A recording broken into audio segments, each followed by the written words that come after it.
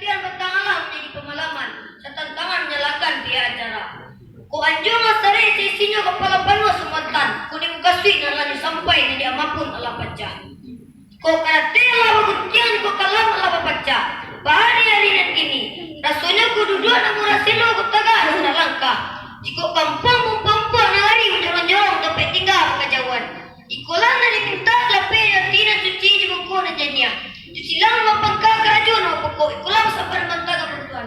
Tuas kerajaan dah sampai tuan. Sekira-kira tuan. Meskipun kau galus tapi semak mulia kembali sembarang tuan. Allah minta lah.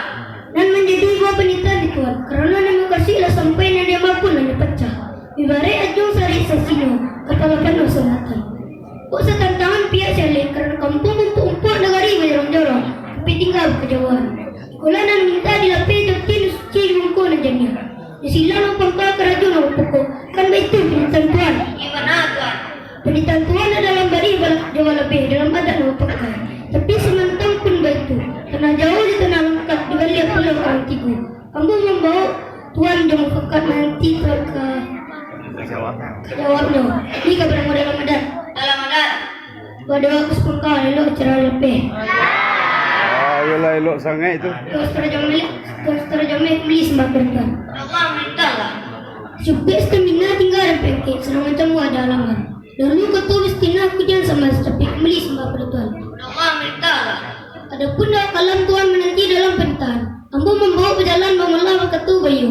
Di silang nama pangkal kerajaan nama pokok. Naka menjadi jawab di silang nama pangkal tantangan ujo ada latih. Ditarain tak tatara nampak menara tang sampia di latih mana menjadi.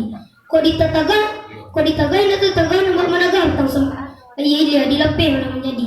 Kalau dilapih jati dan suci jungku dan jania. Sekian sembah pada Tuhan. Tuan beli sembah. Sembah pada Allah minta ni. Sembah menyembah di Tuan banjir tinggi membaradang. Dahulu kata Bistina pernah sembah sampai beli sembah pada Tuan. Sembah pada Allah minta ni. Dewa kalah membawa menanti di penitaan. Tuan membawa berjalan memelah ketua bayu. Di silang mapangka kerajaan mapokok. Dan menjadi jawab di silang mapangka. Setentang tujuh aja lapih. Jika ditarai dan tentara nampak menara ayah dia. Dilapih malah menjadi. Jika ditagai dan tentara nampak menaga ayah dia. Dilatih malah menjadi. Kalau dilapih jati dan suci dimungkur dan jendakan begitu penitaan Tuan. Ya benar Tuhan. Sepanjang penitaan Tuan dalam bari dilapih dalam adat pakai.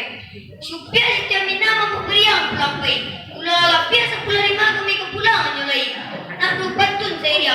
Timau mani di pendakian dari sekarang ke balu. Sarang mani kita anjali kali dengan bulu. Supaya setira imam kulit lalu berkilangan. Kabi kapaya gunung ketinggal meratuk uki kepenasan. Syamestan